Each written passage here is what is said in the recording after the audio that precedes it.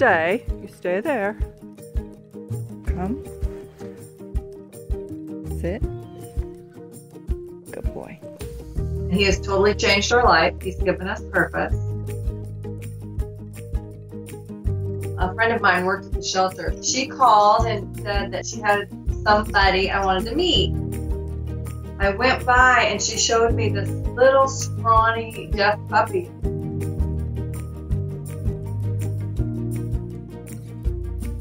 I said, you know what? I'll leave it up to my husband. Thinking I'd be the bad guy. When I showed him a picture, he just looked at me and he went, I think we should go for it. Once he got here, he was really detached and, you know, he couldn't hear you, he wouldn't look at me. And so the first 24 hours, I kind of freaked out. I'm like, oh, I don't know, that we might be in over our heads. Right away, we started Googling, you know, what do we do with the deaf dog?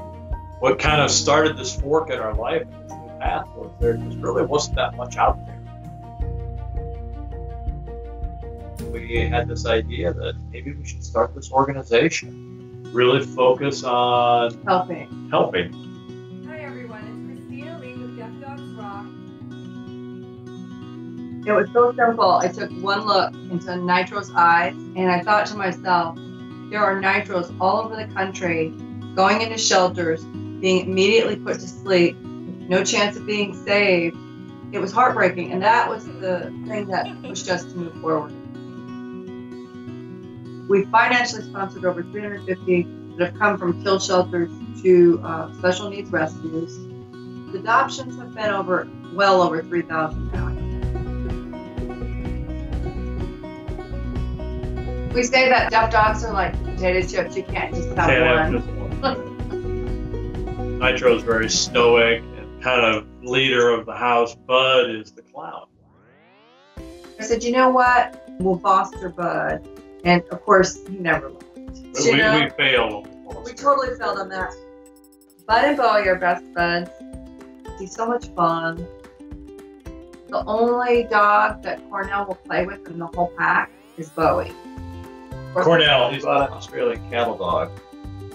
The last thing we, quote, needed was another dog. We never need another dog. But I saw his listing, just fell in love with him.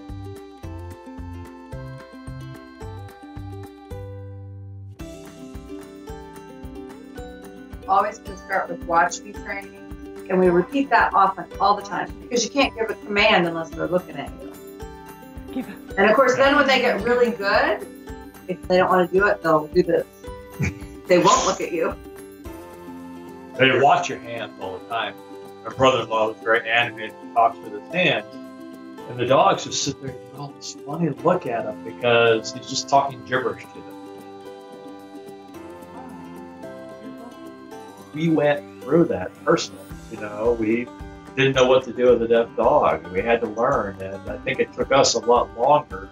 And I hope that what we're doing is making it a lot easier, faster, and that transition for others. Yeah.